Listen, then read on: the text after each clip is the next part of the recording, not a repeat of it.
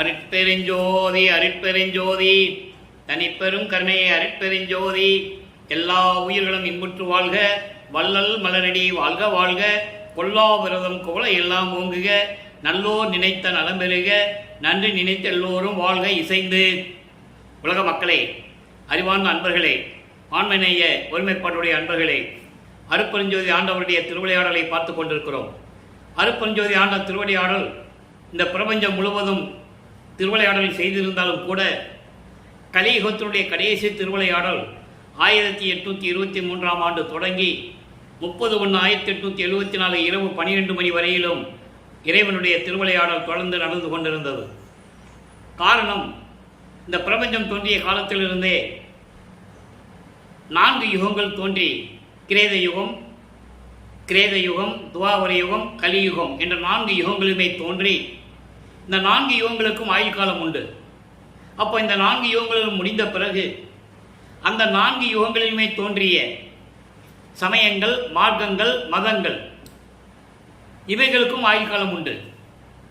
அந்த 4 யுகங்களிலும் தோன்றிய இந்த மதங்களும் சமயங்களும் மார்க்கங்களும் முடிவடைந்த பிறகு உலக மக்களுக்கென்று ஒரு மார்க்கம் வேண்டும் என்பதற்காக அருட்பெருஞ்சோதி ஆண்டவர் சுத்த சன்மார்க்கத்தை நிறுவி அதை தன் மகன் கையில் ஒப்படைப்பதற்காக, அதாவது தன்னுடைய அருளால் பெற்றெடுத்த ஒரு ஆண்மகனை செல்வப்பிள்ளை என்று பெயரிட்டு வளர்த்து கொண்டிருக்கிறார் அருட்பெருஞ்சோதி ஆண்டவர்.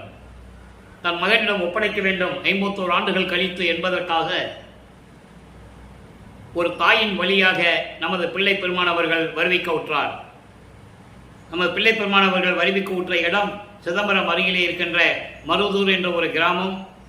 அந்த கிராமத்திலே வசித்து வந்த ராமையா பிள்ளை சின்னம்மையார் அவர்களுடைய இல்லற வாழ்க்கையில் நமது பிள்ளை பெருமானவர்கள் வருவிக்க உற்றார். எப்படி வருவிக்க உற்றேன் என்பதை வல்லப்பெருமான் அவர்கள் தெளிவாக நமக்கு அள்ளியிருக்கிறார்கள் என்பதை நீங்கள் புரிந்து கொள்ள வேண்டும். ஏற்கனவே நான் பல தடவை விளக்கங்கள் கொடுத்திருக்கிறேன். ஒரு தாயின் கருவறையிலே இருக்கும்போது, அதாவது உபசாரத்தால் பெற்ற தாயன்பால் ஒருத்தியின் கருவறையிலே நான் இருக்கும்போது என்று கூறுவார். அந்த தாயினுடைய கருவறையிலே இருக்கும்போது அருட்பெருஞ்சோதி ஆண்டவருடைய திருவிளையாடல் எப்படியெல்லாம் நடந்தது என்பதையும், அதாவது அந்த கருவறையிலே இருக்கும்போது நமது குழந்தை இறைவன் பிள்ளை பெருமானவர்கள் அங்கே இருக்கும்போது கருவறை இருட்டாக இருக்கிறது என்று நினைக்கும் போது அருட்பெருஞ்சோதி ஆண்டவர் தன் மகனுக்கு ஒளி காட்டியதையும் வெளிச்சத்தை காட்டியதையும், பசி என்று கூறும் பொழுது அங்கே அருளமுதம் ஊட்டியதையும் எல்லாம் கருவறையிலே நடக்குது. நல்லா நீங்கள் புரிஞ்சுக்கணும். இது வல்லற்பமானி கூறியிருக்கிறார்கள். சுத்த சன்மார்க்கத்தை பெற்ற பிறகு அங்கே நடந்ததை எல்லாம் நமக்கு தெளிவாக அருளியிருக்கிறார்கள். அப்போ உடம்பெல்லாம் புழுக்கமாக இருக்கின்ற சொல்லும்போது அமுத காற்று வீசியது, தென்றல் வீசியது, எப்படியெல்லாம் மகனை கருவறையில் இருக்கும்போது காத்து கொண்டிருந்தார் என்பதையெல்லாம் விளக்கமாக நாம் பார்த்து விட்டோம். காமம், குரோதம், லோகம், மதம், மோகம், மதம், ஆச்சரியம் என்ற பிண்ட துரிசுகளும் தத்துவத்தினுடைய சேட்டைகளும் எப்படியெல்லாம் கருவறையிலே நடக்கும்போது தன் மகனிடம் எதுவுமே அண்டவிடாமல் எப்படியெல்லாம் அருட்பெருஞ்சோதி ஆண்டவர் காத்து அருளினார் என்பதை வல்லப்பெருமான் கூறிய உண்மைகளை நாம் ஏற்கனவே பார்த்து விட்டோம். அதன் பிறகு 5 மாத குழந்தையாக இருக்கும்போது நமது குழந்தை இறைவன் 5 மாதமாக குழந்தையாக இருக்கும் பொழுது, அதாவது சிதம்பரத்திலே ஒரு திருவிழாவுக்காக அழைத்து செல்லுகிறார்கள். இயற்கையாகவே திருவிழாவுக்கு அழைத்து செல்லுகிறார்கள், அவ்வளவுதான். அங்கே சென்ற பிறகு தன் மகனுக்கு எல்லாமே நடராஜனை வழிபட்டுக்கிட்டு இருக்காங்க. நல்லா கவனிக்கணும். நடராஜன் சைவ சமயத்தை சேர்ந்த ஒரு தலைவன். சிவபெருமான், நடராஜன், தியாகராஜ பெருமான், சொக்கநாதன், இப்படி பல பெயர்கள் உண்டு சமயத்தினுடைய சைவ சமயத்தினுடைய தலைவனுக்கு. அப்போ அங்கே வழிபடுக்காக இவங்க போகும்போது நமது குழந்தை இறைவனை கூட்டு போறாங்க. அப்போ அவருக்கு பேர் வச்சாச்சு. நல்லா புரிஞ்சுக்கணும். நீங்க சிதம்பரத்தில் பேர் வைக்கல. மருதூர் பக்கத்தில் பின்னலூர் என்ற ஒரு கிராமம் இருக்கு. அங்கதான் ராமலிங்கன் பேர் வச்சது. அங்க ராமலிங்கேஸ்வரர் கோயில் ஒன்று இருக்கு. இந்த விளக்கம் நான் ஏற்கனவே கொடுத்துட்டேன். அப்போ அதாவது ஏன் சொல்றேன்னா, உலகியல்ல சொல்லுவாங்க பேர் வைக்கிறதுக்காக சிதம்பரத்துக்கு கூட்டு போனாங்க. அங்க தீட்சிதர் ராமலிங்கன் பேர் வைக்க சொன்னாரு. இது உலகியல் செவிவெளி வந்த செய்திகள். நல்லா நீங்க புரிஞ்சுக்கணும். ஆக அங்கே திருவிழாக்கு சொல்லும்போது எல்லாமே நடராஜனை வணங்குகிறார்கள். இவர் பார்த்துக்கிட்டே இருக்கிறார். அதை ஒரு பாடலிலே சொல்லுவார். சிறு பருவத்திலே தில்லை தளத்திலே திரை சூக்க தரிசித்த போது வெய்வகை மேல் காட்டாதே எந்தனக்கே வெளியாய் காட்டிய மெய் உறவா மெய்ப்பொருளே என்று கூறுவார். இறைவனுடைய தோற்றம் எப்படி இருக்கும்? வெட்ட வெளி. அதான் சிதம்பர ரகசியம். அந்த வெட்ட வெளி எப்படி காட்டினார் என்பதை ஒவ்வொரு பாடலிலும் ஏற்கனவே கூறிய விளக்கங்களை எல்லாம் பார்த்து விட்டோம். வெட்ட வெளியை பார்த்த பிறகு நமது பிள்ளை பெருமானவர்கள் குழந்தை இறைவன் தந்தை காட்சி கொடுக்கிறார். அருட்பெருஞ்சோதி ஆண்டவர் பார்த்து விட்டார். அதன் பிறகு இந்த 51 ஆண்டுகளையும் 1823ஆம் ஆண்டு தொடங்கிய திருவிளையாடல், அருட்பெருஞ்சாண்டவருடைய திருவிளையாடல் 1874 வரை நடக்கிறது. 51 ஆண்டுகள். இந்த 51 ஆண்டுகளையும் 8 ஆண்டுகளாக பிரித்து தனது மகனுக்கு அருளை கொடுத்து கொண்டிருக்கிறார் அருட்பெருஞ்சோதி ஆண்டவர். இப்போ முதல் 8 வல்லற்பெருமான் நமது குழந்தை இறைவன் இருக்கிறார். இந்த முதல் 8 1ஆம் ஆண்டிலிருந்து வருவிக்க உற்ற ஆண்டிலிருந்து 8 ஆண்டுகள் வரைக்கும் என்ன நடந்தது அப்படின்னு பார்க்குறோம். ஆக கருவறையில் இருக்கும்போது இறைவனுடைய திருவிளையாடல் நடந்தது. சிதம்பரத்திலே தில்லை தளத்திடையே அந்த சிதம்பர ரகசிய காட்டிய திருவிளையாடல் நடந்தது. அவ்வளவுதான். அதுக்கு பிறகு தன் மகனுக்கு மறைப்பு நிலையை கொடுக்கிறார் அருட்பெருஞ்சோதி ஆண்டவர். வேற எந்த நினைவும் அவருக்கு வராது. இந்த நிலையில் சென்னையிலே இருக்கும்போது இவர் பாடசாலைக்கு சென்றதில்லை, பள்ளிக்கூடத்துக்கு போனதில்லை, எந்த ஆசிரியர்கிட்டையும் கல்வி கற்றதில்லை. ஏன்னா அவர் மனம் இல்லை. நல்லா நீங்க புரிஞ்சுக்கணும். இறைவனுடைய திருவிளையாடல் நடந்து கொண்டிருக்கிறது. எதிலுமே அவருக்கு நாட்டம் இல்லை. அப்ப தனிமையான ஒரு இடத்தை தேடுகிறார். அந்த இடம்தான் அங்கே சென்னையிலே இருக்கின்ற கந்தகோட்டம் என்ற ஒரு இடம். அங்கே ஒரு முருகன் கோயில் உண்டு. தனிமைக்காக அங்கே சென்றுகிறார். அங்கே செல்லும் போது அங்கே இருக்கிறவங்க ராமலிங்கம் ஏதாவது பாட்டு பாடுப்பா, சும்மா உட்கார்ந்துட்டு இருக்கீங்க அப்படின்னு சொல்லும்போது ஏதோ முருகனை பற்றி பாடுகிறார். நீங்க நல்லா புரிஞ்சுக்கணும், முருகனை பற்றி பாடுகிறார். இப்போ அந்த நிலையில் இருக்கும்போது 8 ஆண்டுகளுக்குள் இருக்கும்போது இவருக்கு ஒரு சைவ குடும்பத்தில் இருந்து வருவிக்க விட்டதனால் நல்லா புரிஞ்சுக்கணும், அது சைவ குடும்பம். அப்போ அவங்க சிவபெருமானை தான் வழிபடுவாங்க. சிவபெருமான் சொல்லுவாங்க, நடராஜன் சொல்லுவாங்க, முருகன், பிள்ளையாரு இப்படியெல்லாம் வழிபடுகின்றவர்கள். அப்போ அவர்கள் நமது குழந்தை இறைவனுக்கு அப்படிதான் சொல்லி கொடுத்துருப்பாங்க. ஒரு குழந்தைக்கு அப்படிதான் சொல்லி கொடுத்துருப்பாங்க. அப்போ இவரும் திருநூறு பூசிக்கொண்டும் உத்திராட்ச ஒரு கொட்டையை கழுத்தில் மாட்டிக்கிட்டும் உத்திராட்ச மணியை கழுத்திலே மாட்டிக்கிட்டும் சிவ சிவா நமச்சிவாயா ஓ சிவாய் நம முருகா விநாயகா இப்படி பாடிக்கிட்டு இருக்கிறார். அவர் பாடிக்கிட்டு இருக்கிறார். தன்னை அறியாமலே பாடிக்கிட்டு இருக்கார் இயற்கையாகவே. அப்ப 8 ஆண்டுகள் வரைக்கும் இந்த நிலை தான் அவருக்கு இருக்கிறது. அவங்க அந்த வருவிக்க விட்டதனால் ஏற்பட்ட சொந்தங்கள் நல்லா புரிஞ்சுக்கணும். வள்ளல் பெருமான் ஏற்கனவே ஒவ்வொரு யுகத்திலேயும் இருந்தவர். அவருக்கு ஒரே சொந்தம் அருட்பெருஞ்சோதி ஆண்டவர் தான். ஒரே சொந்தம் அவர் தான். வேற எந்த சொந்தங்கள் அவருக்கு கிடையாது. வருவிக்க விட்டதனால் ஒரு தாயின் வழியாக ஒரு குடும்பத்திலே வருவிக்க விட்டதனால் ஏற்பட்ட சொந்தங்கள். அதை நீங்க நல்லா புரிஞ்சுக்கணும். அந்த சொந்தங்கள் என்ன சொல்லுவாங்க? வீட்டுக்கு போனா எங்கடா போயிட்டு வந்த ராமலிங்கம், காலையில போற, எங்க போறேன்னு தெரியல, சாப்பிடுறது இல்லை, சாப்பிட்டையா சாப்பிட்டான்னு தெரியல, குளிக்கிறது இல்லை அப்படின்றது கண்டிப்பார்கள். இது உலகத்தினுடைய இயற்கை, உலகில் ஏற்படுகின்ற இயற்கை. இந்த நிலை அவருக்கு தொடர்ந்து கொண்டிருக்கிறது 8 ஆண்டுகள் வரைக்கும். அப்போ நமது பிள்ளை பெருமான் அவர்கள் அவருடைய மனநிலை எப்படி இருந்திருக்கும் என்பதை நீங்கள் புரிந்து கொள்ள வேண்டும். அதன் பிறகு 2வது 8 அடியெடுத்து வைக்கிறார். 9வது ஆண்டு வருவிக்கவுற்ற 9வது ஆண்டிலே இறைவன் ஆட்கொள்ளுகிறார். அதை திருவருட்பாவிலே கூறியிருக்கிறார். 6வது ஆண்டிலே 6வது ஆண்டு 3வது ஆண்டிலே என்னை ஆட்கொண்ட அருள்கடலே என்று கூறுவார். 6ோடு 3வது ஆண்டிலே என்னை ஆட்கொண்ட அருள்கடலே என்று கூறுவார். பல இடங்களிலே அந்த நிகழ்ச்சிகள் நமக்கு அந்த பாடல்கள் உண்டு. ஆக 9வது ஆண்டில் இறைவன் அவர் முன்னால் தோன்றி ஆட்கொண்டது உண்மை. அதை நீங்க புரிஞ்சுக்கணும். மக்கள்கிட்ட யார் சொன்னது? யார் சொல்லல. ரோட்ல போவாரு, திரிவாரு, எங்கேயா போய் மடத்துல படுத்துக்குவாரு, யாராவது உண்ட சோறு கொடுத்தா தின்பாரு, இப்படிதான் சொல்லிட்டு இருந்தாங்க. இது உண்மை. நானே காலால் கேட்டிருக்கேன். அப்போ இந்த நிலையில் அப்போ எனக்கு இந்த விளக்கங்கள்லாம் தெரியாது. இல்லைன்னா நான் கேட்டிருப்பேன், தப்பா பேசாதீங்கன்னு சொல்லியிருப்பேன். அப்போ எனக்கு தெரியாது. இறைவன் அந்த விளக்கம் எனக்கு கொடுக்கலப்போ. சரி, அது ஒரு பக்கம் இருக்கட்டும். இப்போ இந்த நிலையில் இருக்கும்போது 9வது ஆண்டிலே இறைவன் தோன்றி ஆட்கொள்ளுகிறார். மகனே, நீ என்னால் வருவிக்க உற்றவன், ஞானத்தை பெற்றுக்கொள்.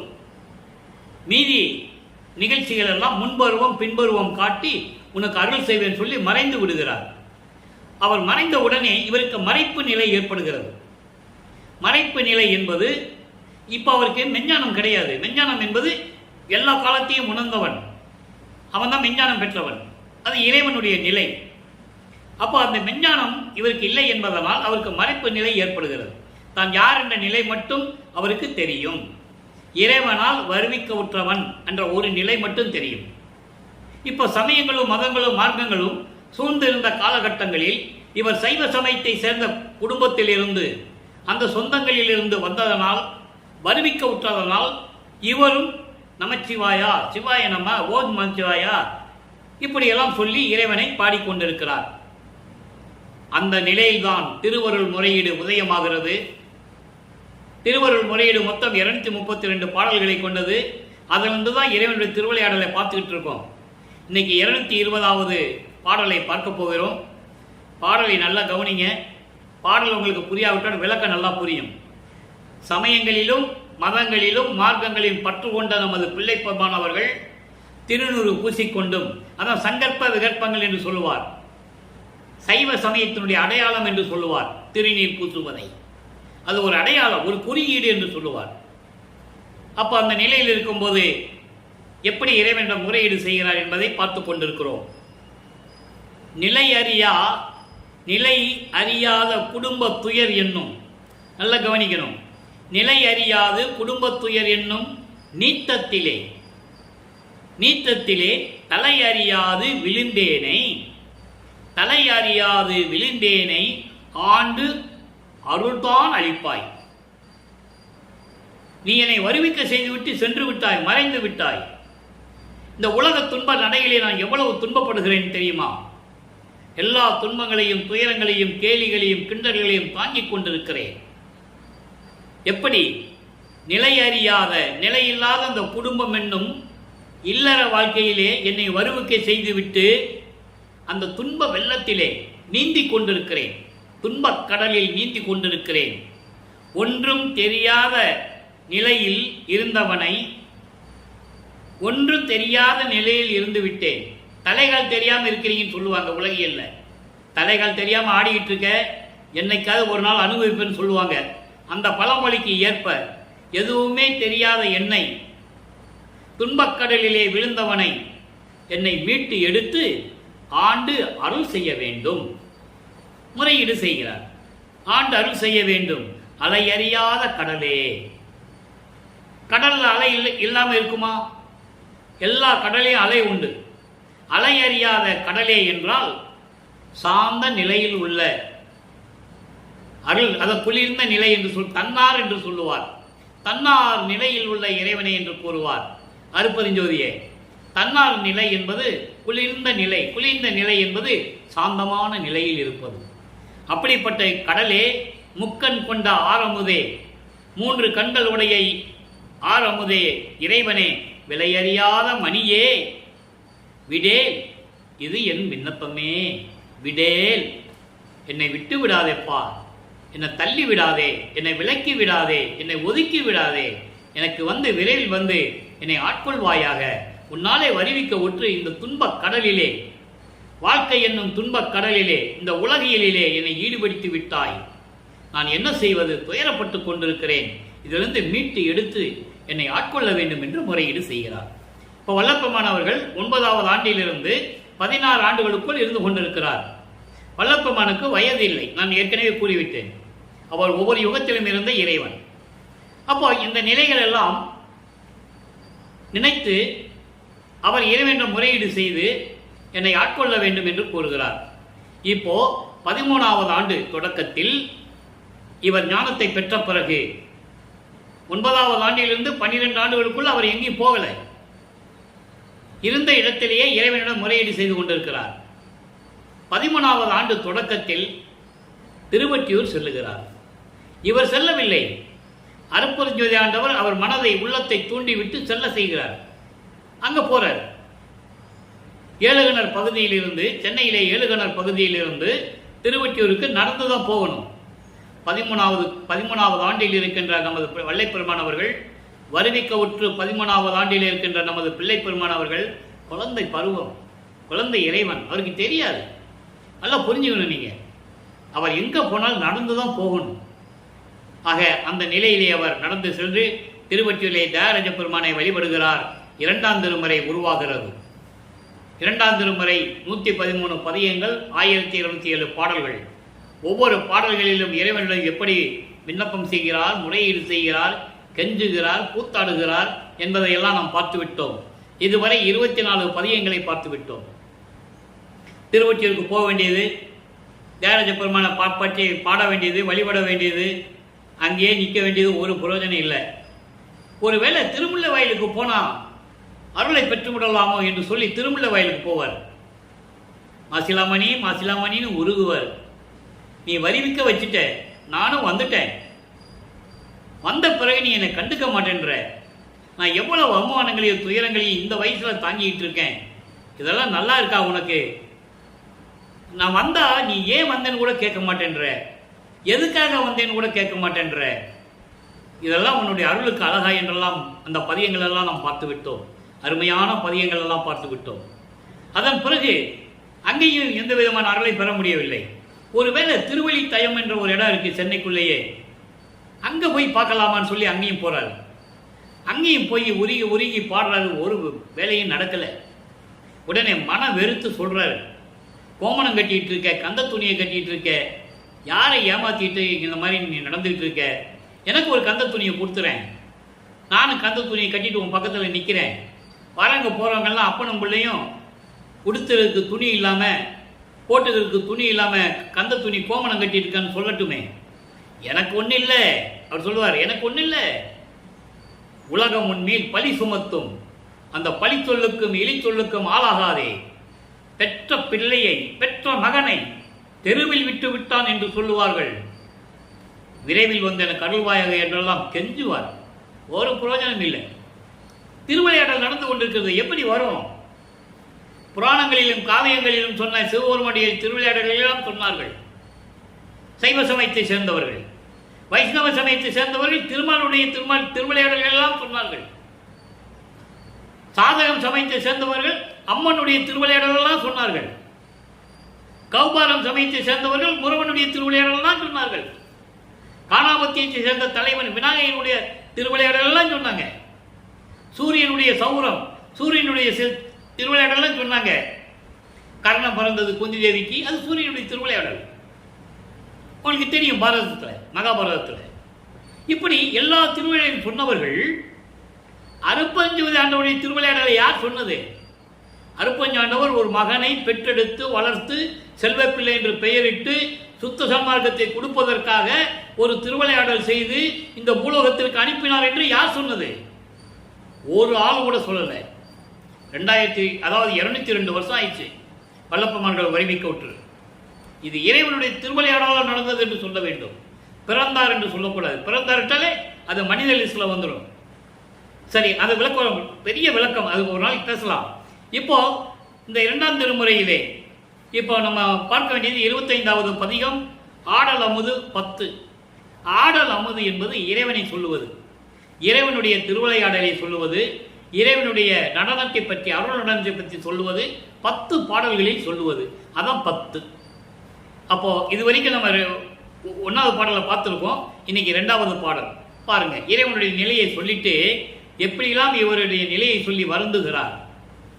நல்லா கவனிக்கணும். திருவிளையாடல் சொன்ன உடனே இது ஒரு கதையாவோ கற்பனையாவோ இருக்கக்கூடாது. பாடலிலே திருவற்பாவிலே என்ன இருக்கிறது, அந்த உண்மைகளை எப்படி நமது வல்லப்பமானவர்கள் உலக மக்களுக்கு அருளி இருக்கிறார்கள் என்பதை கூற வேண்டும், சொல்ல வேண்டும். அப்பதான் மக்களுக்கு தெரியும். அந்த பணியை இந்த வள்ளலார் ஊழியனுக்கு வல்லப்பமானவர்கள் எனது தந்தை அருளி இருக்கிறார்கள், நான் சொல்லிக் கொண்டிருக்கிறேன். இப்ப பாருங்க, மாய நெஞ்சமோ நின் அடி வலுத்தா, மாய நெஞ்சமோ நின் அடி வலுத்தா வண்ணம் எந்தனை வலிக்கின்றது, இழுக்கிறது. அதனால் தீயன் ஆயினேன், என் செய்வேன் சிவனே, திருவருக்கு நான் சேயேனும் ஆனேன். காய வாழ்க்கையில் காமம் உண்டு உள்ளம் கலங்குகின்றனன். காலை நல்லா பார்க்கணும். கலைக்கண் மற்ற அறியேன், கலைக்கண் மற்ற அறியேன், ஆய ஒற்றியூர் அண்ணலே தில்லை அம்பலத்தில் ஆடல் செய்யும் ஆரமுதே. இது பாடல். இந்த பாட்டை விளக்கம் பாருங்க, நல்லா கவனிக்கணும். சிவன் எந்த எந்த இலக்குக்கானோ அந்தந்த இடத்துக்கு ஒரு பேர் இருக்கு. இப்போ திருவொற்றியூரிலே தியாகராஜ பெருமான், தில்லையிலே நடராஜன், மதுரையிலே சொக்கநாதன், சுந்தர மகாலிங்கம் எங்கே சதுரகிரியிலே. இப்படி ஒவ்வொரு இடத்துலையும் ஒரு பேர் சிவபெருமனுக்கு உண்டு. இது மக்களால் ஏற்படுத்தி கொண்டது. அதை நீங்கள் நல்லா புரிஞ்சுக்கணும். சைவ சமயத்தினுடைய தலைவர்கள் ஒரே கூட்டத்தை சேர்ந்தவங்க இவங்க. அருப்பறிஞ்சு வந்தவர் இதையெல்லாம் தாண்டி இருக்கின்றவர். சாதியும் மதமும் சமயமும் காணா ஆதியநாதையாம் அருப்பறிஞ்சோதி அகவல்ல உண்டு. சாதியும் மதமும் சமயமும் பொய்யென ஆதியில் உணர்த்தி அருப்பறிஞ்சோதி தன் மகனுக்கு முதல்ல. அப்ப என்ன அர்த்தம்னா, பிரபஞ்சம் தோன்றிய காலத்திலிருந்து இவரு இருக்கிறார் கூட. அது பாடல் விளக்கங்கள்லாம் நம்ம இன்னைக்கு பார்க்க போறோம். நல்லா கவனிக்கணும் நீங்க. அப்போ இந்த நிலையில் இருக்கும்போது எப்படி சிவன் கிட்ட சொல்றாரு, இந்த மாய நெஞ்சம் இருக்கிறதே, மாயைகளையும் மயக்கங்களையும் கொண்ட இந்த மனம் உன் திருவடியை வணங்காத வண்ணம் இருக்கின்றது. உன் திருவடியை வணங்காத வண்ணம் என்னை துன்புறுத்துகின்றது. அதனால் நான் தீயவனாகிவிட்டேன். உனக்கு நான் தீயவனாகிவிட்டேன். நான் என்ன செய்வேன் சிவனே? மனம் ஒரு நிலையில் இல்லை. மனம் நான் சொல்லுவது கேட்பதில்லை. உன்னுடைய திருவடியை வணங்க சொன்னால் வணங்க மாட்டேன் என்று அடம் பிடிக்கிறது. அந்த துன்பத்தை அனுபவித்துக் கொண்டிருக்கிறேன். அதனால் நான் உனக்கு கெட்டவனாகிவிட்டேன். எப்படி சொல்றார் பாருங்க. அதனால் உனக்கு நான் கெட்டவனாகிவிட்டேன் சிவனே. உன் திருவருட்கு நான் சேயனும் ஆனேன். சேயனும் என்ன, அந்நியன் ஆயிட்டேன்னு சொல்றார். சேயன் என்பது நான் உனக்கு அந்நியன் ஆயிட்டேன். யாரோ மாதிரி இருக்கிறேன் நீ, அதனால நான் உனக்கு அந்நியன் ஆயிட்டேன். காய வாழ்க்கை என்பது உலக நடை. இந்த உலகியல் வாழ்க்கையிலே காமம் ஏற்பட்டு உள்ளம் கலங்குகின்றேன். நல்லா கவனிக்கணும். இங்க காமம் என்று சொல்லுவது பெண்களின் மீது இருக்கின்ற ஒரு பெரிய விருப்பம். அது ஏன் உண்டாச்சு? இயற்கை. இப்போ வளர்ப்புமான எத்தனை ஆண்டுகளுக்குள் இருக்கிறார்? 16 ஆண்டுகளுக்குள். இயற்கையாகவே ஒரு ஆண்மகனுக்கு காமம் உண்டாவது இது இயற்கை. 16வது ஆண்டில். அதே போல் பெண்களுக்கும் உண்டு. அது இயற்கையாகவே அந்த எண்ணங்கள் உண்டு. இது யாரும் மறுக்க முடியாது, தடுக்க முடியாது. அந்த நிலையில் இருந்து கொண்டு கூறுகிறார், எனக்கு காமம் ஏற்படுகின்ற வயசு வந்து விட்டது. அதனால் நான் துன்பப்பட்டு கொண்டிருக்கிறேன். என்னுடைய காமத்தை நீக்க வேண்டாமா? காமம், குரோதம், லோபம், மோகம், மதம், ஆச்சரியம், இது பிண்ட துரிசுகள். அந்த கரணங்கள் மனம், சித்தம், புத்தி, அகங்காரம் அடக்க வேண்டாமா? அதை தான் நம்ம பார்த்துட்டு இருக்கோம். 6ஆம் திருமுறையில் இன்னைக்கு தத்துவ வெற்றியில பார்த்துட்டு இருக்கோம். நல்லா புரிஞ்சுக்கணும். இங்கே வேண்டுகிறார், அங்கே கடக்கிறார். சுத்த சன்மார்க்கத்தை பெற்ற பிறகு எல்லாத்தையுமே வென்று கடந்து கொண்டிருக்கிறார். அந்த வேறுபாடை தான் நம்ம பார்த்துட்டு இருக்கோம். நீங்க நல்லா புரிஞ்சுக்கணும். ஆக இப்படியெல்லாம் இருக்கின்ற நிலையில் இருக்கும்போதே ஆய ஒற்றியூர்னா திருவொற்றியூரில் அமர்ந்து கொண்டிருக்கின்ற இறைவனே, தில்லை அம்பலத்திலே ஆடல் செய்யும், அருள் நடனம் செய்து கொண்டிருக்கின்ற இறைவனே, நீ விரைவில் வந்து எனக்கு அருள்வாயாக. என் மனசு கேட்க மாட்டேன்து. மனசு ஒரு நிலையில் இல்லை. உன்னுடைய வணங்க சொன்னாலும் வணங்க மாட்டேன் மறுக்கிறது. ஏன் அதை சொன்னாருன்னா, பல சிந்தனைகள் ஏற்படுகிறது. அந்த வயதான கால அந்த பருவத்தில் இயற்கை தானே இது. இப்படி மனம் ஒரு நிலையில் இல்லை. அதனால் மனதை அடக்க வேண்டும், காமத்தை நீக்க வேண்டும், விரைவில் வந்து எனக்கு அருள வேண்டும் என்று கூறுகிறார். இந்த நிலையில் இருக்கும்போது வல்லப்பெருமான் அவர்கள் 2வது எட்டை கடந்து விடுகிறார். இப்போ 3வது எட்டுக்குள்ள வரும்போது 17வது ஆண்டிலிருந்து 24 ஆண்டுகளுக்குள் அந்த 8 வருடத்தில் என்ன நடந்தது? 3ஆம் திருமுறை உருவாகிறது. 3ஆம் திருமுறை மொத்தம் 19 பதிகங்கள். இதுவரைக்கும் 18 பதிகங்களுடைய விளக்கங்களை பார்த்து விட்டோம்.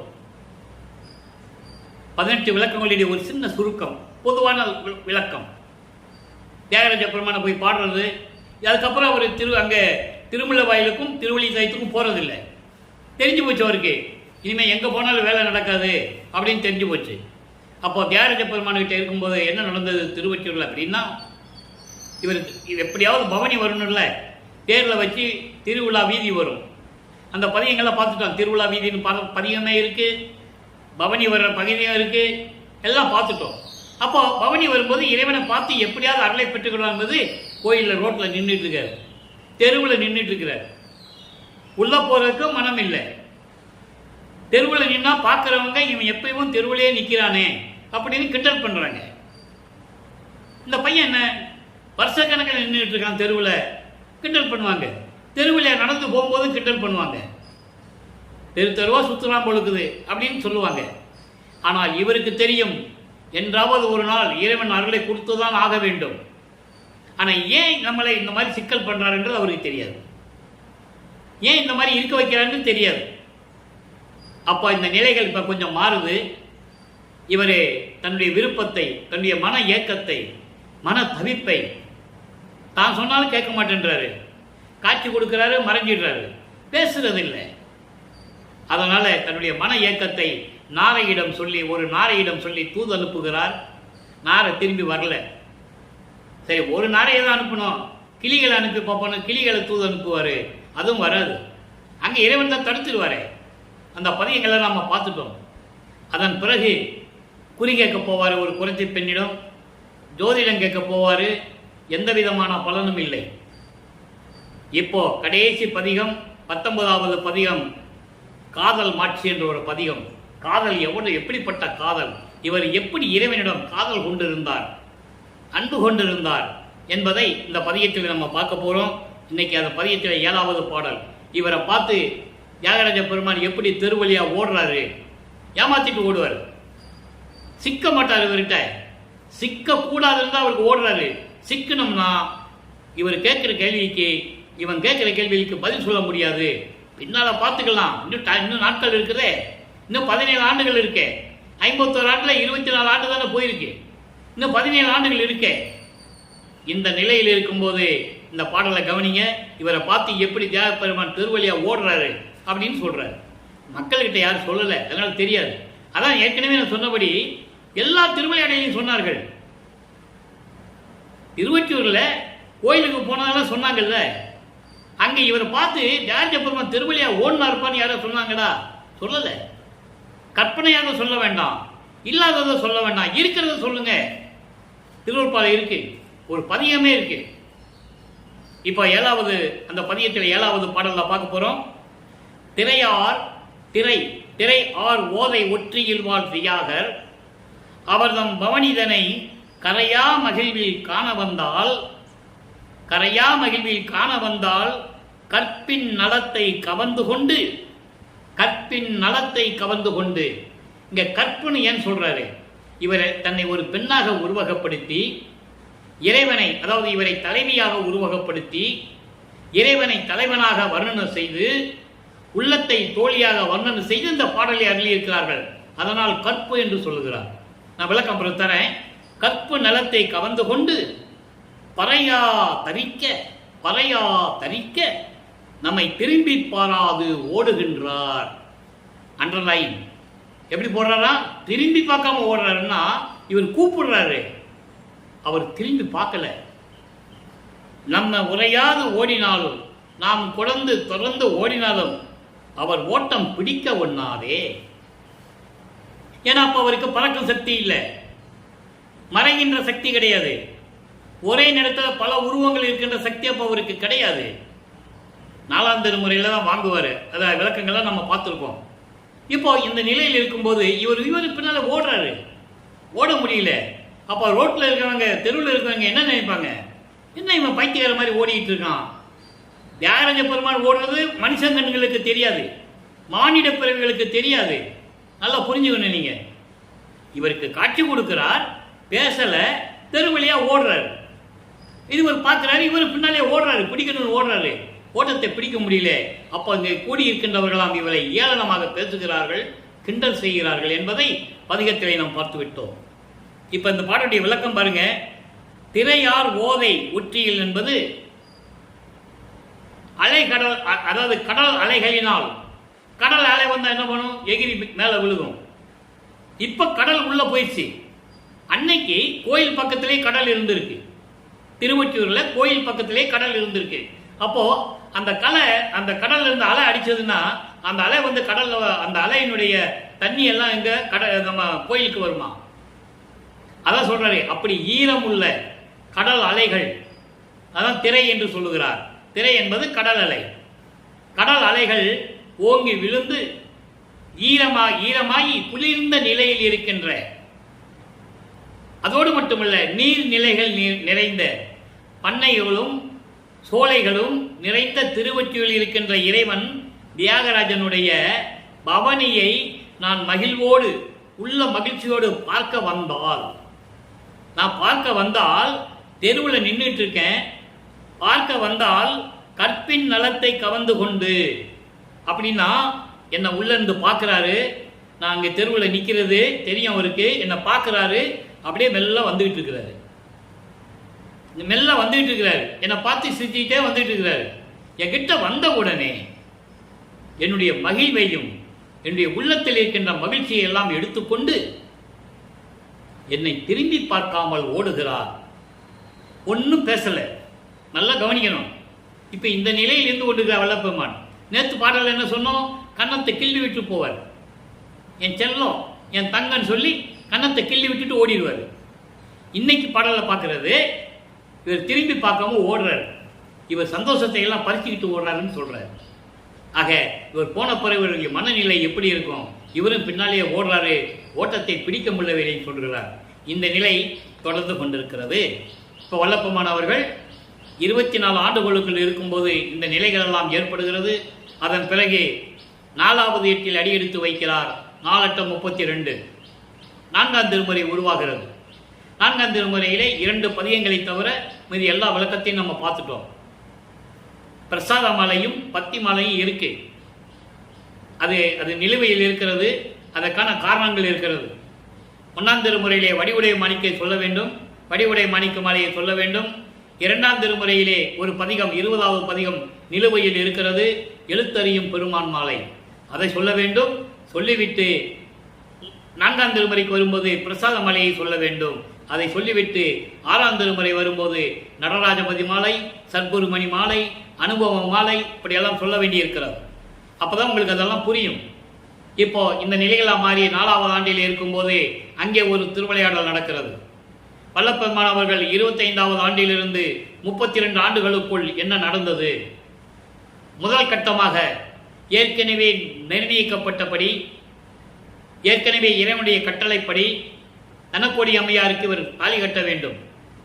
அதனால்தான் அந்த அம்மையாருக்கு அந்த கர்ம வினைகள் எல்லாம் நீங்க வேண்டும் என்பதற்காகத்தான் இவர் வருவிக்க உற்ற குடும்பத்தில் அந்த பெண் பிறக்கிறார். அவர் தான் தனக்கோடி அம்மை.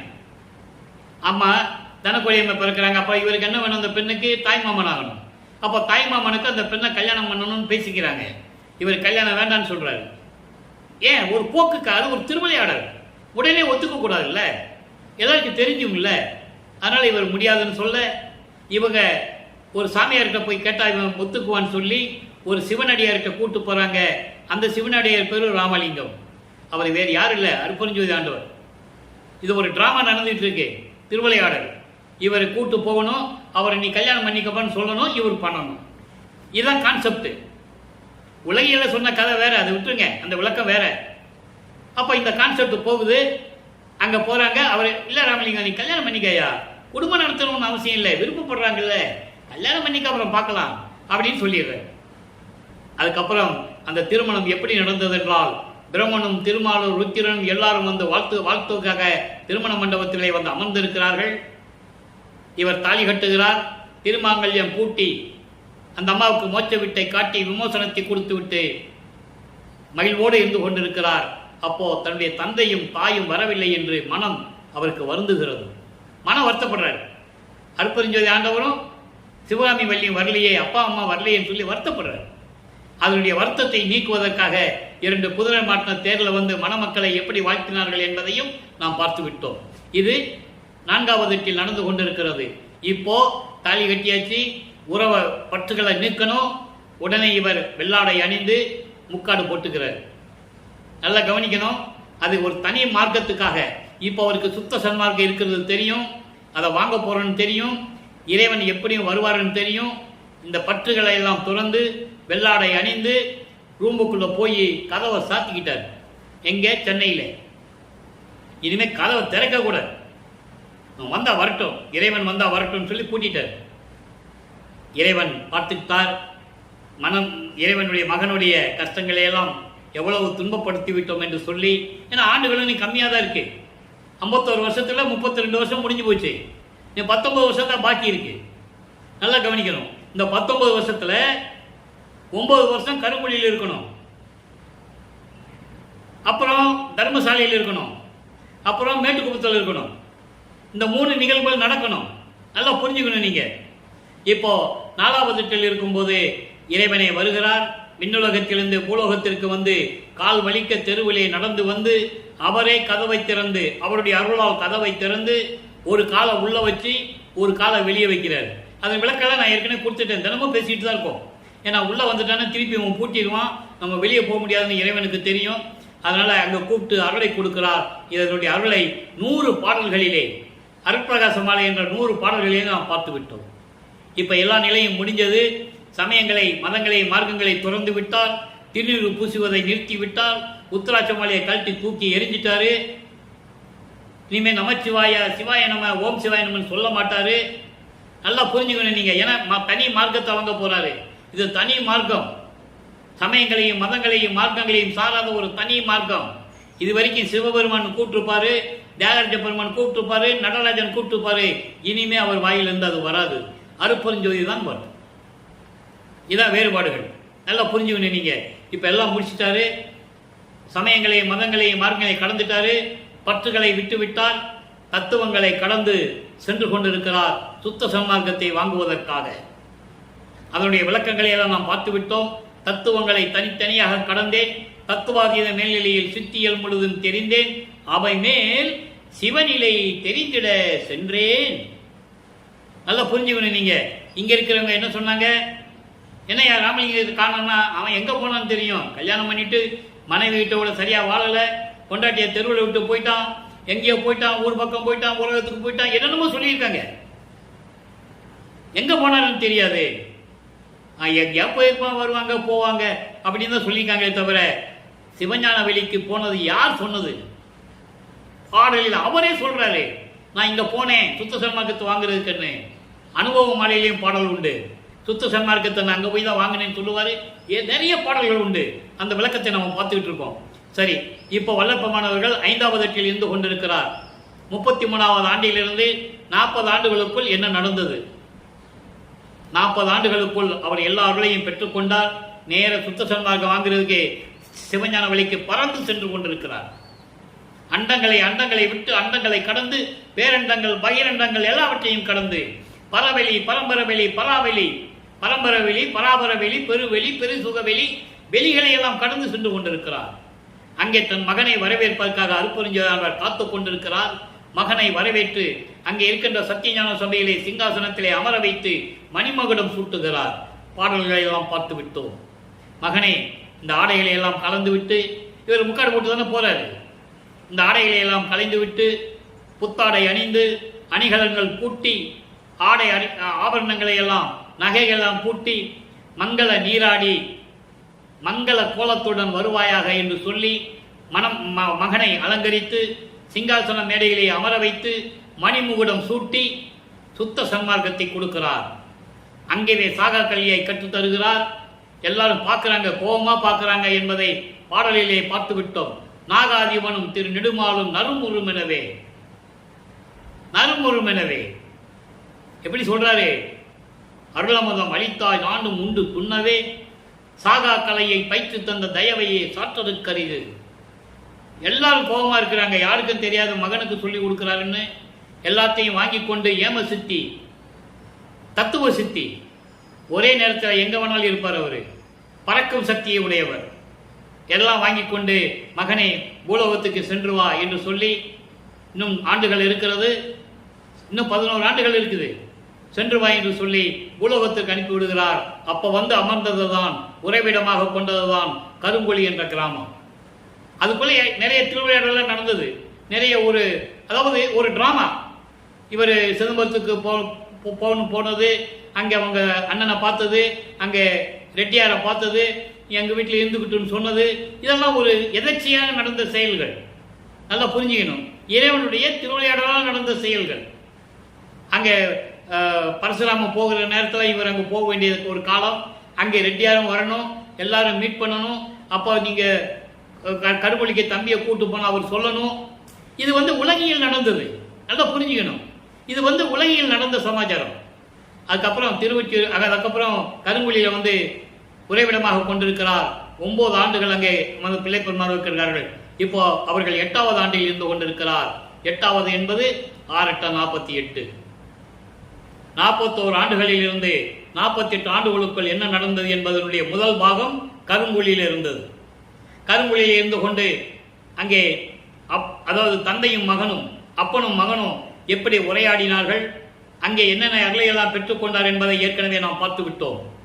இப்போ கருங்குழியை விட்டு வெளியே வரணும். உடனே அந்த வீட்டு உரிமையாளர்களிடம் விடைபெற்றுக் கொண்டு வல்லப்பெருமான் அவர்கள் ஏற்கனவே சொன்னபடி நிர்ணயித்தபடி ஏற்கனவே நிர்ணயிக்கப்பட்ட விஷயங்கள் எல்லாம் பார்வதி ஒரு மக்கள் தானமாக கொடுத்த இடத்திலே ஒரே நாளிலே தர்மசாலையை நிறுவி 23/5/1867 தர்மசாலையை நிறுவி அன்றே அணைய அடுப்பை மூட்டி அன்றே வருகின்ற பசியோடு வருகின்றவர்களுக்கு பசியை போக்கிக் கொண்டிருக்கிறார் நமது இறைவன் வல்லப்பெருமான் அவர்கள் என்பதை இங்கே நான் பதிவு செய்ய கடமைப்பட்டிருக்கிறேன். ஆக 1867 ஆண்டிலிருந்து வல்லப்பெருமான் அவர்கள் தர்மசாலையிலேயே உறைவிடமாக கொண்டிருக்கிறார்கள். அங்கே இருக்கும்போது சில விஷயங்கள் எல்லாம் நடந்தது. சங்கராச்சாரியார் வந்தது. அவர் சமஸ்கிருதம் தான் தாய்மொழி என்று சொல்ல, இருக்கட்டுமே தமிழ் தந்தை மொழியாக இருக்கட்டுமே என்று சொல்லி அங்கே அருளியது. சில விஷயங்கள்லாம் அங்கே நடந்தது. ஒரு குழந்தை சிறியவனை கூட்டு பேச வைத்தது. இப்படியெல்லாம் நிறைய விஷயங்கள் நடந்தது. அந்த காலகட்டங்களில் 1869 ஆண்டு ஆறுமுகம் நாவலர் என்றவருடைய தலைமையிலே, அவர் ஒரு புலவர், அந்த காலத்தில் புலவர் பட்டம் பெற்றவர், சைவ சமயத்தை சேர்ந்தவர், சமயங்களையும் மதங்களையும் மார்க்கங்களிலும் ஜாதிகளிலும் பற்று கொண்டு இருந்தவர். நல்லா கவனிச்சுக்கணும் நீங்க. அப்படி இருந்த மடாதிபதிகள், ஆதீனங்கள், சங்கராச்சாரியர்கள் இப்படியெல்லாம் ஜாதி பற்று கொண்டவர்கள், மதத்தை கொண்டவர்கள், மார்க்கங்களையும் சமயங்களையும் சுற்றி கொண்டிருந்தவர்கள். அவங்ககிட்ட சுத்த சன்மார்க்கம் அவங்களுக்கு தெரியாது. சுத்த சன்மார்க்கம்னா என்னன்னே தெரியாது அவங்களுக்கு. அவங்களுக்கு தேவை சிவபெருமான், அவங்களுக்கு தேவை இந்த சமயப்புற நூல்கள். அதான் அவங்க அதுக்குள்ளேயே தான் இருக்கிறாங்க, அந்த வட்டத்துக்குள்ள வெளியே வரல அவங்க. அப்போ நமது பிள்ளை பெருமானவர்களை எதிர்த்து வடலூரிலே ராமலிங்கம் பரதேசி என்பவர், ராமலிங்கம் பிள்ளை என்று கொண்டிருந்த ஒருவர், அப்போ அவர் பரதேசின்னு கூப்பிடுவாங்க. ஏன்னா இவரே சைன் பண்ணியிருக்காரு, இவரே கையெழுத்திட்டு இருக்கிறார். அந்த நிலைகளெல்லாம் மாறுகிறது. அப்படிப்பட்ட ஒரு ராமலிங்கம் என்பவர் வடலூரில் இருந்து கொண்டு எந்த கல்வியும் எங்கேயும் போய் கல்வி கற்காமல் புலவர் பட்டம் பெறாமல் பாடல்களை இயற்றிக் கொண்டிருக்கிறார்கள். எல்லாமே சமயங்களையும் மதங்களையும் மார்க்கங்களையும் ஜாதிகளையும் விமர்சித்துக் கொண்டிருக்கிறார். எங்கள் மனம் புண்படுகிறது.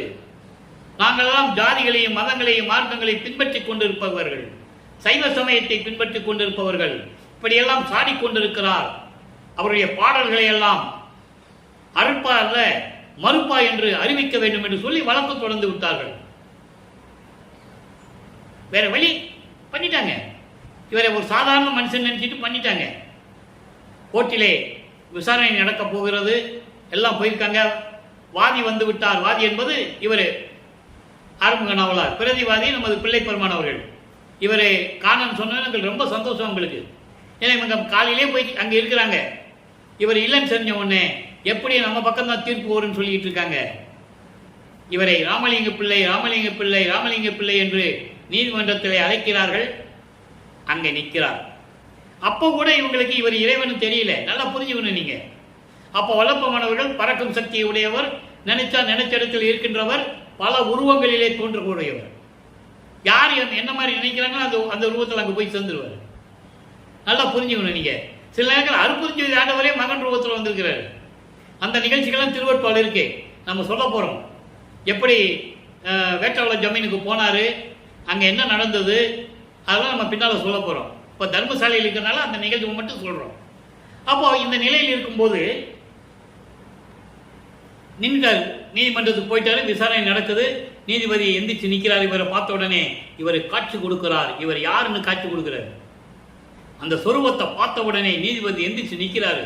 நீதிபதி எந்திரிச்சு எல்லாம் எந்திரிச்சு நிற்கிறாங்க. இவர் போனதுனால எல்லாம் எந்திரிச்சு நிற்கல. தீர்ப்பை, அதாவது நடந்ததை உண்மைக்கு மாறாக கூறிக்கொண்டிருக்கிறார்கள். அந்த விளக்கத்துக்குள்ள நம்ம போக வேண்டாம். அதெல்லாம் செய்திகள் தானே, எப்படி வேணா எந்திரிட்டு போகுது. எந்திரிச்சுன்னா எந்த வழக்கு தள்ளுபடி ஆகும்? அதெல்லாம் ஆகாது. லாஜிக்கா யோசனை பண்ணி பாருங்க. ஒரு வக்காலத்து போட்டு எஃப்ஐஆர் போட்டு வக்காலத்து வாங்கி ஒரு வக்கீலை வச்சு நீ கோர்ட்ல நம்ம வழக்கு போட்டோம்னா அந்த வாதி எந்திரிச்சு பிரதிவாதி வரும்போது வாதி எந்திரிச்சு நிற்கும் போது கோர்ட்ல கேஸ் எல்லாம் தள்ளுபடி ஆகாது. விசாரணை நடக்கணும். அப்படி விசாரணை நடக்குது. அதற்கேற்றபடி இறைவன் அருளால் நான் பாடல்களை இயற்றினேன் என்று இவர் கூறுகிறார். நீதிபதிக்கு அந்த உணர்வு தெரிகிறது. உடனே சொல்லிவிடுகிறார், திருவருப்பா மக்களுக்கு ஏற்றது, மறுப்பா என்று அறிவிக்க முடியாது, இந்த வழக்கை தள்ளுபடி செய்கிறேன் என்று சொல்லி தள்ளுபடி செய்து விட்டார். அதை பெற்றுக்கொண்டு தர்மசாலையிலே உறைவிடமாக கொண்டிருக்கும் போது, இங்கே இருக்கும்போது என்னென்ன நிலைகள்லாம் இருந்தது என்பதையெல்லாம் பாடல்களிலே பார்த்தோம். தன்னை யாரும் நம்பவில்லை என்றும், தனக்கு எதிராக எல்லாருமே சதி செய்கிறார்கள் என்றும், உடன் இருக்கின்றவர்கள்தான் சதி செய்கிறார்கள் என்றும் எல்லாமே கூறியதை நாம் பாடல்களிலே பார்த்து விட்டோம். இன்று இறுதியான ஒரு விளக்கம், தோழிக்கு உரிமை கிளத்தல் 7வது பாடல். நல்லா கவனிங்க, எப்படி சொல்லுகிறார். தன்னை தலைவியாகவும் இறைவனை தலைவனாகவும் வர்ணனை செய்து ஒரு தோழியிடம் சொல்லுவது போல இந்த பாடல்கள் இருக்கும். நல்லா கவனிங்க. சிவமயமே வேறில்லை, சிவமயமே சிவமயமே வேறில்லை, எல்லாம் என நீதானே தேமொழியாய் பற்பல கால் செப்பியிட கேட்டேன். தோழி சொல்றா தலைவியிட்ட, செப்பியிட கேட்டேன்.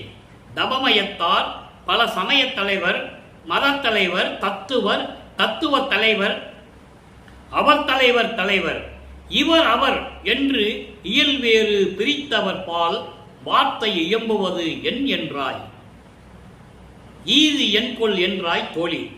இதெல்லாம் ஒரே விளக்கத்தில் வர்றது. இத்தனை வரி படித்தோம்ல, கிட்டத்தட்ட 8 வரி, 2, 4, 6 வரி, 6 வரியும் ஒரே விளக்கத்தை கொண்டது. அதாவது தோழி தலைவிடம் கேட்கிறாள். எப்படி? எல்லாமே சிவமயம் தான் சொன்னேன், எல்லாமே அருட்பெருஞ்சோதி ஆண்டவர் தான் சொன்னேன். சிவமயம் வேறு, சிவன்மயம் வேறு.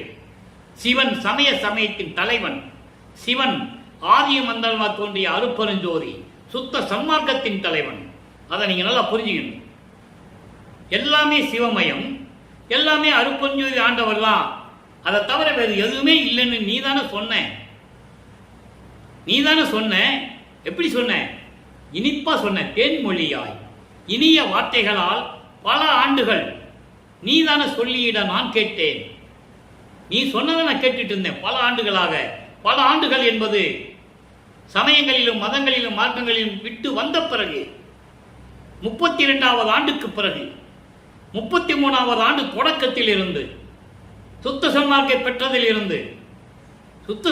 பெற்றதிலிருந்து சிவமயம் என்பது அருட்பெருஞ்சோதி ஆண்டவர் தான், வேறு இல்லை என்று நீதானே சொன்ன. அதைத்தானே நான் கேட்டுட்டு இருந்தேன். மனம் சொல்லுது தலைவியிடம். நல்லா புரிஞ்சுக்கணும் நீங்க. அப்போ இது என்ன அர்த்தம்னா, அந்த காலத்திலிருந்து நீ அருட்பெருஞ்சோதி தானே சொல்லிட்டு இருக்க, அது என்ன அர்த்தம் அப்படின்னு உலக மக்கள் கேட்கும்போது அதுக்கு பதில் சொல்லுகிறார். தவமயத்தார், தவத்தில் இருக்கின்ற முனிவர்கள், ரிஷிகள், பல சமய தலைவர்கள். யாரு? சிவபெருமானு, திருமாலு, பிரம்ம, ருத்திரன், மகேஸ்வரன், சதாசிவம், இந்திரன், முருகன், விநாயகன், அம்மைகை, ஏதோ ஒரு அம்மை, காஞ்சிபுரமோ காஞ்சி அம்மையோ சமயபுரமோ ஏதோ ஒரு அம்மை, இவங்கெல்லாம் சமய தலைவர்கள். இப்படி பல சமய தலைவர்கள், மத தலைவர்கள், புத்தர், சமண தலைவர் மகாவீர், கிறிஸ்துவ பெருமக்களுடைய தலைவர் அவரு ஜீசஸ், நபிகள் நாயகம், எல்லாத்தையும் மொத்தமாக சொல்றார். அதை நீங்க நல்லா புரிஞ்சுக்கணும்.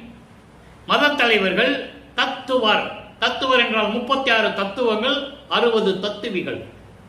மொத்தம் 96.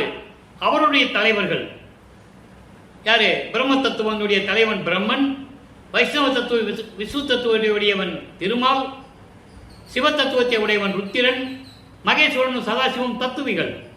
அவர்களும் சரி, அவர்களுடைய தலைவர்கள் இவர் அவர் என்று சொல்லிட்டு திரிஞ்சாங்க. நான் தான் தலைவன், நீ தான் தலைவன், நான் தான் தலைவன் சொல்லிட்டு திரிகிறாங்க. அவர்கள் வார்த்தை சொல்லுவது எதற்காக என்றாய்? ஏன் இப்படியெல்லாம் நடந்தது? அதாவது இறைவன் ஒருவன் சொல்லிட்ட, பல வருஷமா சொல்லிட்டு இருக்க, அருப்பஞ்சாண்டவர் தான் இறைவன் சொல்லிட்டு இருக்க. அப்படி இருக்கும்போது இவர்களெல்லாம் இருக்கின்றார்களே, இதை எப்படி சொல்லுவது என்று தோழி கேட்பது போல. நல்லா புரியுதா உங்களுக்கு? உலக மக்களுக்கு வரும்ல, என்ன இவர் அருப்பஞ்சாண்டவர் சொல்லிட்டு இருக்காரு, அப்ப இவங்கெல்லாம் யாரு? பிரம்மன், திருமால், ருத்திரன், மகேஸ்வரன் இவங்கெல்லாம் யாரு? அம்மன் யாரு? முருகன் யாரு? பிள்ளையார் யாரு? கிறிஸ்துவர் ஜீசஸ் யாரு? நபிகள் நாயகர் யாரு? அப்படின்னு மக்கள் கேட்பாங்கல்ல. அதுக்கு சொல்றாரு, இப்படியெல்லாம் இருக்கின்றவர்கள் எதற்காக என்று நீ கேட்கிறாய்? இது என் கொள் என்றாய் தோழி. இது எப்படி? உலகத்தில் இத்தனை மதங்கள் தோன்றியது, இத்தனை தலைவர்கள் வந்துட்டாங்க, இது எப்படி நீ கேட்கிற? அவங்களுக்கெல்லாம் நவமயம் என்றால் தெரியாது, உனக்கும் தெரியாது. நவமயம் என்பது நவநிலைகள்: விந்து, நாதம், பரவிந்து, பரநாதம், திக்கிராந்தம், அதிக்கிராந்தம், சம்மௌனம், சுத்தம், அதீதம். இப்படி 9 நிலைகள் இருக்குது. அது அவங்களுக்கும் தெரியாது, உனக்கும் தெரியாது. மனதிடம் சொல்லுகிறார், உனக்கும் தெரியாது, அவங்களுக்கும் தெரியாது. அதனால இவ்வண்ணம் நவீன்றனை. அதனால இப்படி சொல்லிட்டு இருக்கீங்க உலக மக்களே, உங்களுக்கு ஒண்ணுமே தெரியாது. அதனால நீங்க இப்படியெல்லாம் பேசிட்டு இருக்கீங்க. நின் அயம் அற நான் புகழ்வேன் கேளே. உங்களுக்கு சந்தேகம் தீரணும், நீங்க அச்சப்படக்கூடாது, பயப்படக்கூடாது. இவங்களை யாரு அப்படி பயப்படக்கூடாது. நான் அருப்பஞ்சாண்டவர் கடவுள்னு சொல்லிட்டேன்ல, நீங்க அதுலயே நில்லுங்க. அப்போ இந்த முருகன், பிள்ளையாரு, இந்த அம்மன் சார்ந்தவங்க, இந்த சமயத்தை சார்ந்தவங்க, மதங்கள் சார்ந்தவங்களுக்கெல்லாம் ஏன் பயப்படணும்? அவங்களாம் நினைச்சு நீங்க பயப்படாதீங்க. தெளிவா சொல்றேன். ஆக இந்த விளக்கத்தை உலக மக்களுக்கு பிரபஞ்சத்திலே கூறியது வல்லப்பமான ஒருவர் தான். இவர்களை எல்லாம் ஆட்டி படைத்தது, இவர்களெல்லாம் படைத்தது, தத்துவங்களை படைத்தது, ஐம்பூதங்களை படைத்தது எல்லாமே அருப்பஞ்சோதி ஆண்டவர் என்று கூறிவிட்டார். இப்போ இந்த தத்துவங்களை எப்படி வெற்றி பெறுறது? 99வது பதிகம் தத்துவ வெற்றியில இன்னைக்கு 7வது பாடல். நல்லா பாருங்க. கலை அறியா சித்தம். ஏற்கனவே மனதை பற்றி சொல்லிட்டாரு. மனம், சித்தம், புத்தி, அகங்காரம் 4 பத்தி சொல்லணும். அதுக்கப்புறம் காமம், லோபம், குரோதம், மதம், ஆச்சரியம், இந்த 6 பிண்ட துளசிகளை சொல்லணும். இப்ப மனதை சொல்லிட்டாரு. இங்க பாருங்க, இப்ப சித்தத்தை சொல்றாரு. சித்தம் என்பது நல்லா கவனிங்க, மனம், அப்புறம் புத்தி. மனம் என்ன சொல்லுதோ அந்த அறிவோட செயல்படுறது அறிவு. இது ரெண்டும் செயல்படுறது சேர்த்தது சித்தம். சித்தம் என்பது செயல்பாடு. அதை நீங்க நல்லா புரிஞ்சுக்கணும். மனநிலை 3வது நிலை. அது மனத்தின் 3வது நிலை. மனம், புத்தி 2வது நிலை, சித்தம் 3வது நிலை, அகங்காரம் 4வது நிலை. அதை அடக்கவே முடியாது. அப்போ அது சொல்றாரு, கலை அறியா சித்தம் என்னும் கன மோச பயனே. கலை அறியா என்பது, கலை என்பது இங்க உயிர் நேயம், உயிர் இரக்கம். அதை பற்றி தெரியாத மனநிலையில் இருக்கின்ற சித்தம் என்கின்ற மோசமான பயலே, கொடிய பயலே, காலறியாய் தலை அறியாய் காண்மன கண்டு அறிவாய். உலகில சொல்லுவாங்கல்ல, ஒருத்தன் சேட்டை பண்ணா, ஏய் தலைகாலு தெரியாம ஆடுற, என்ன நடக்குன்னு தெரியாது, அப்புறம் இங்க அனுபவிப்ப அப்படின்னு சொல்லுவாங்க. அதே போல சித்தம் என்கின்ற மோசமான பயலே, தலைகாலு தெரியாம ஆடிக்கிட்டு இருக்க, பார்த்ததையெல்லாம் உண்மைன்னு நினைச்சுக்கிட்டு இருக்க, காண்மன கண்டு அறிவாய். பார்த்ததெல்லாம் நீ உண்மைன்னு தெரிஞ்சுக்கிட்டு இருக்க, நிலை அறியாய். அழியாத நிலை என்ன, அந்த நிலை உனக்கு தெரியாது. ஏதாவது ஒன்றை நினைச்சுக்கிட்டு, அதாவது ஒன்றை ஒன்றா நிச்சயித்து ஏதாவது உண்மை நினைச்சுக்கிட்டு இந்த உலகை நெறி மயக்குகின்றாய். சாதிகளிலும் மதங்களிலும் மயங்களிலும் மார்க்கங்களிலும் நின்று கொண்டு மயங்கிக் கொண்டு உலக மக்களையும் மயக்கி கொண்டிருக்கிறாய். சித்தத்தை சொல்றாரு, எல்லாத்தையும் மயக்கி கொண்டிருக்கிறாய். இங்க பாரு, நீ எதுக்கு இங்க வந்த? நீயோ இங்க உருவாய், நீ எதுக்கு இங்க வந்த? எதுக்கு வந்த? அசையக்கூடாது. அலையறியா கடல் போல அசைவற்று நில்லு நீ. கடல் அலை அசையாம இருக்கணும், அந்த மாதிரி நீ நிற்கணும். அசையாம இரு. நீ அசைவாயானால் அரை கணத்தை உன்னை அடக்கிடுவேன், உன்னை அடக்கி விடுவேன். நான் யார் தெரியுமா? நான் யார் தெரியுமா? என்னை பற்றி உனக்கு என்ன தெரியும்? எந்தனை நீ அறியாயோ? நான் யாருன்னே உனக்கு தெரியாது. நான் தான் ஆண்டவன் தன் தாண்டவம் கண்டு அமர்ந்த பிள்ளை. நான் தான் திருச்சிற்றம்பலத்திலே திருவிளையாடல் செய்து கொண்டிருக்கின்ற இறைவன் அருட்பெருஞ்சோதி ஆண்டவனுடைய பிள்ளை. நான் தெளிவா சொல்லிட்டாரா? இது தத்துவத்தை வெற்றிக்காக சொல்லிட்டாரு. இப்போ சுத்த சிவநிலை 106வது பதிகத்திலே சுத்த சிவநிலை 32வது பாடல் நல்லா கவனிக்கணும். பொய் உரை என்று எண்ணுதீரில் போமின் புறக்கடையில், மெய் உரை என்று எண்ணுதீரில் மேவுமினோ, ஐயனருள் சித்தியெல்லாம் வல்ல திருக்கூத்து உளவாமல் இத்தினம் தொட்டு ஆடுகிற்பான் இங்கு. இது பாடல். விளக்கத்தை பாருங்க.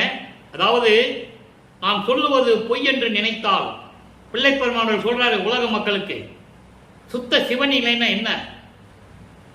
நான் சொல்லுவது பொய்ன்னு நினைச்சா வெளியே போங்கன்ற, வராதைங்க. பொய் என்று எண்ணுதலில் போமின் புறக்கடையில், வெளியே போங்க. எங்க சமயங்களையும் மதங்களையும் மார்க்கையும் சார்ந்து விட்டு துன்பப்பட்டுக் கொண்டிருங்கள். நான் சொல்லுவது உண்மை என்று நீங்க நினைத்தால் வாருங்கள். மெய் உரை என்று எண்ணுதலில் மேமுவினோம், வாருங்கள். ஐயனருள் சித்தியெல்லாம் வல்ல திருக்கூத்து உளவாமல் இத்தினம் தொட்டு ஆடுகிற்பான் இங்கே. அருட்பெருஞ்சோதி ஆண்டவர் வருகின்ற தினம் வந்துவிட்டது. இனிமேல் அவனுடைய நடனம் திருவிளையாடல் இங்கதான் நடக்கப் போகுது. எங்கே? வடலூர்ல. எனவே நான் பொய்ன்னு சொன்னா வெளியே போயிருங்க, யாரும் வராதிங்க. இங்க நான் சொல்றது உண்மைன்னா வாங்க. அருட்பெருஞ்சாண்டவர் வருகின்ற நேரம் வந்து விட்டது. நீங்கள் எல்லாம் சுத்த சன்மார்க்கத்தில் இணைய வேண்டும் என்று கூறுகிறார். அடுத்த பதிகம் பாருங்க, உலா பேரு 109வது பதிகம். இன்னைக்கு 2வது பாடல். சுத்த சன்மார்க்கம் வந்துருச்சு. இப்ப நம்ம சுத்த சன்மார்க்கத்தில் இருந்துட்டு இருக்கோம். அதை யார் மக்களுக்கு சொல்லலை, அதனால மக்களுக்கு தெரியாது. எல்லாம் நினைச்சிட்டு இருக்காங்க, பழையபடி எல்லாம் நடந்துகிட்டு இருக்குன்னு நினைச்சிட்டு இருக்காங்க. இல்ல, என்ன சொல்றாரு? பாம்பு எல்லாம் ஓடின, விஷமுடைய கொடிய ஜந்துக்கள் எல்லாம் ஓடின, ஓடி ஒளிந்து விட்டது. பறவை உள் சார்ந்தன, பறவைகள் எல்லாம் அமைதியாக கூண்டிலே அமர்ந்து கொண்டிருக்கிறது. இதுக்கு என்ன அர்த்தம்னா, பாம்பு ஓடினது, பறவைகள் கூண்டில் இருக்கிறது. என்ன அர்த்தம்னா, சமயங்களும் மதங்களும் மார்க்கங்களும் ஒளிந்து விட்டது, விஷ ஜந்துக்கள் தீர்ந்து விட்டது, உலக மக்கள் எல்லாம் அமைதியாக இருந்து கொண்டிருக்கிறார்கள். அதுதான் பொருள். நூல் விளக்கம் வேறு, சுத்த சன்மார்க்க விளக்கம் வேறு. நீங்க நல்லா புரிஞ்சுக்கணும். பாம்புகள்லாம் ஓடின, சமயங்களும் மதங்களும் மார்க்கங்களும் விஷம் உண்ட அத்தனைகளும் ஒளிந்து விட்டது. உலக மக்கள் எல்லாம் வீட்டுக்குள்ளே அமைதியாக இருந்து கொண்டிருக்கிறார்கள். பறவைகள் போல, பறவைகள் கூண்டிலே எப்படி அமைதியாக இருக்கிறதோ அதே போல் உலக மக்கள் இருந்து கொண்டிருக்கிறார்கள். தீம் பலா வாழை மா தென்னை சிறந்தன, உலகம் செழிப்போடு விளங்கிக் கொண்டிருக்கிறது. தென்னை சோலைகளும் வாழை மரங்களும் பலா மரங்களும் எல்லாம் சென்று இந்த உலகை சிறப்பித்துக் கொண்டிருக்கின்றன. ஆம்பலன் மென்மேலும் ஆயின என் உள்ளத்திலே கிடைக்க வேண்டிய பலன்கள் எல்லாம் கிடைத்து விட்டது. இது எப்படி? அருட்பெருஞ்சோதியார் வந்ததனால். சொல்லிட்டாரா? இப்போ தனித்திராங்கள்ல ஒரு விளக்கம் பாருங்க. நேரம் கடந்து கொண்டிருக்கிறது. விளக்கம் சொல்வதற்கு நேரம் பற்றவில்லை மக்களே. நானும் எவ்வளவோ முயற்சி செய்கிறேன், முடியவில்லை. விளக்கம் அவ்வளவு இருக்கிறது. இப்ப தனித்திராங்கள் பாருங்க. தந்தை தன்மையே தனையன் தன் தன்மை, தந்தை தன்மையே தனையனின் தன்மை என்று சாற்றுதல் சத்தியம் கண்டேன். அதாவது உலகில் என்ன சொல்லுவாங்க? அப்பனுடைய செயல் அப்படியே பிள்ளைக்கு இருக்குன்னு சொல்லுவாங்க. அதே போன்று என் தந்தை அருட்பெருஞ்சோதியுடைய செயல் அப்படியே எனக்கும் இருக்கிறது என்று கூறுகிறார். அதை நீங்க புரிஞ்சுக்கணும். எந்தை என் பிரான் ஐந்தொழில் புரியும் இறைவன். ஐந்தொழிலை புரிகின்ற இறைவன் அருட்பெருஞ்சோதி ஆண்டவர். அப்படின்னா என்ன அர்த்தம்? நானும் செய்து கொண்டிருக்கிறேன். தந்தையினுடைய செயல் மகனுக்கும் உண்டு. மன்றுளே இயல் நடும் புரிவான் மைந்தன் என்று என்னை ஆண்டவன், என்னை மகனே என்று ஆட்கொண்டவன் என் இறைவன், என் தந்தை.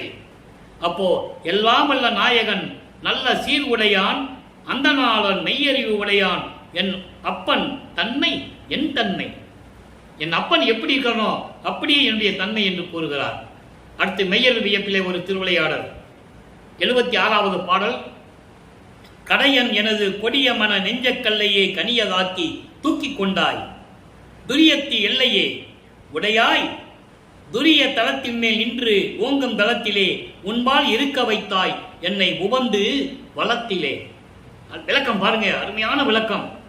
நாம் சமயங்களிலும் மதங்களிலும் மார்க்கங்களில் இருக்கும்போது அந்த கொடுமைகளை எல்லாம் நீக்கி சுத்த சன்மார்க்கத்தை கொடுத்து, அதான் கனியதாக்கி என்று சொல்லுகிறார், சுத்த சன்மார்க்கத்தை கொடுத்து என்னை அணைத்து தூக்கி கொண்டாய். எங்கே? துரிய நிலைக்கு கொண்டு சென்று விட்டாய். அதோடு மட்டுமல்ல, அந்த துரிய நிலைக்கு மேல் இருக்கின்ற தலம் சுத்த சிவஞான பலம், 16வது நிலை, ஞானத்தில் ஞானம். அந்த நிலையிலே என்னை வைத்து உன் பக்கத்திலேயே இருக்க வைத்தாய். எப்படி சொல்ற பாருங்க. சமயங்களிலே மதங்களிலே மார்க்கங்களிலே நாட்டம் கொண்டிருந்த போது சிவபெருமானிடம் சொல்லுவார், முருகனை பக்கத்திலே வைத்துக் கொண்டாய், விநாயகனை பக்கத்திலே வைத்துக் கொண்டாய் என்று சொல்லுவார். சுத்த சன்மார்க்கத்தை பெற்ற பிறகு என்னை மட்டும் தனியாக உன்னிடத்திலே வைத்துக் கொண்டாய் அருட்பெருஞ்சோதி ஆண்டவரே என்று கூறுகிறார். இங்க நிலைமைகளை நல்லா புரிஞ்சுக்கணும். அடுத்து கடைசியாக ஒரே ஒரு விளக்கம். 113வது பதிகம் அம்பலவாணர் வருகை. எங்கே? தர்மசாலையில் இருக்கும்போது அம்பலவாணர் வருகையை குறிப்பிடுகிறார், வர சொல்லுகிறார். எப்படி? இரவும் பகலும் இதயத்தில் ஊறி இனிக்கும் அமுதரே வாரி, இனி தரியேன் இங்கு வாரி. அங்க இருந்துட்டு நீ எங்க பண்ற? இங்க சொல்றாரு பாருங்க, இன்னும் தாழ்த்து அங்கே இருப்பது அழகன்று. நல்லா புரிஞ்சுக்கணும். நான் உன்னை கூப்பிட்டுக்கிட்டே இருக்கேன், என் இதயத்தில் நீ வந்துட்ட, நீ அங்க இருந்துட்டு என்ன பண்ற? சீக்கிரமான்னு கூப்பிடுற. அங்கே நான் விண்ணுலகத்தில் இருந்து நீ என்ன பண்ற? இன்னும் பார்த்து அங்கே இருப்பது அழகல்ல. விண்ணுலகத்தில் வந்துட்டு என்ன பண்ற? சீக்கிரமா, இனிமேல் தாமதிக்க கூடாது. என்னால் சகித்துக் கொள்ள இருக்க முடியாது, என்னால் சகித்துக் கொள்ள இருக்க முடியாது. இருமையும் ஆனீர், இருமையும் ஆயினீர், இன்மையும் மறுமையும் கொண்ட பேரின்மை கொண்ட தலைவனே, என் இறைவனே, என் தந்தையே, நீ விண்ணுலகத்தில் இருந்து என்ன பண்ண போற? சீக்கிரமா, உன் மகன் இங்கே தவித்துக் கொண்டிருக்கிறேன் என்று சொல்லி இறைவனை அழைக்கிறார். இது இறைவனுடைய திருவிளையாடலால் நடந்து கொண்டிருக்கிறது. எனவே அன்பர்களே, இன்று பார்த்த இறைவனுடைய திருவிளையாடலை கண்டு ரசித்தீர்கள் என்று நினைக்கிறேன். நீங்களும் சுத்த சன்மார்க்கத்தில் இணைந்து ஜோதி வழிபாடை மேற்கொண்டு அருட்பெருஞ்சோதி அருட்பெருஞ்சோதி தனிப்பெருங்கருணை அருட்பெருஞ்சோதி என்ற மகாமந்திரத்தை உச்சரித்து கொலையும் புலையும் தவிர்த்து சைவ நெறியில் இருந்து கொண்டு இறைவனை வணங்கி இறைவனுடைய அருளையும் செல்வங்களையெல்லாம் பெற்றுக்கொண்டு இந்த வையகத்திலே நீங்கள் நோயற்ற வாழ்வில் வாழ வேண்டும் என்று இறைவனுடைய தயவோடையும் கருணையோடையும் வாழ்த்தி இந்த வள்ளலார் ஊழியன் விடைபெறுகிறேன். மீண்டும் நாளை சந்திப்போம். நன்றி, வணக்கம். அருட்பெருஞ்சோதி அருட்பெருஞ்சோதி தனிப்பெருங்கருணை அருட்பெருஞ்சோதி. நாளையும் இறைவனுடைய திருவிளையாடல் தொடரும். கண்டு மகிழ்ந்து இறைவனுடைய அருளை பெற்றுக் கொள்ளுங்கள்.